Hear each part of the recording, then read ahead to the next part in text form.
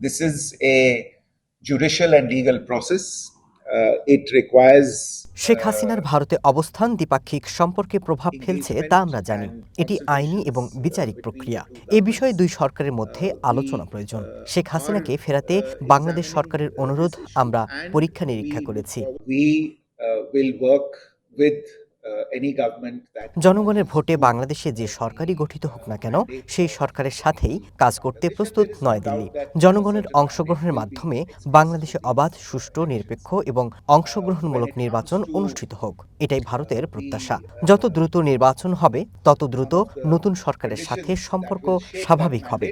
As I said, India will not get into that. That is something that আপনারা লক্ষ্য করে থাকবেন, গেল বছরের জুলাই আগস্টের ঘটনাপ্রবাহের পরও ঢাকার সাথে কাজ অব্যাহত রেখেছিল ভারত।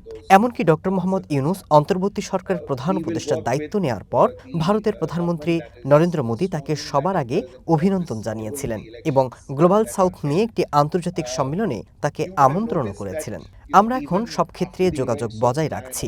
দুই দেশের পররাষ্ট্রমন্ত্রী এবং সচিব পর্যায়েও নিয়মিত যোগাযোগ রয়েছে, যে কারণে দুই দেশের মধ্যে সম্পর্কের অবনতি হওয়ার কোনো কারণ দেখছি না। সীমান্তে অনুপ্রবেশের ঘটনায় বৈধ চ্যানেলের মাধ্যমে ফেরত পাঠানোই স্বাভাবিক প্রক্রিয়া, তা স্বীকার করি। কিন্তু নানা সীমাবদ্ধতায় বৈধ চ্যানেলের মাধ্যমে অনুপ্রবেশকারীদের প্রত্যাবাসন সম্ভব হয় না, যে কারণে সীমান্ত দিয়ে অনুপ্রবেশকারীদের বাংলাদেশে ফেরত পাঠানো হয়। ভারত থেকে কেউ অনুপ্রবেশ করলে তাদেরকেও আমরা ফেরত নিব। বাণিজ্য ইস্যুতেও আমরা বাংলাদেশ সরকারের সাথে আলোচনা চালিয়ে যাচ্ছি। ছোটখাটো কিছু সমস্যা থাকলেও তা সমাধানে কাজ করছি। We have, at last count, if I am not mistaken,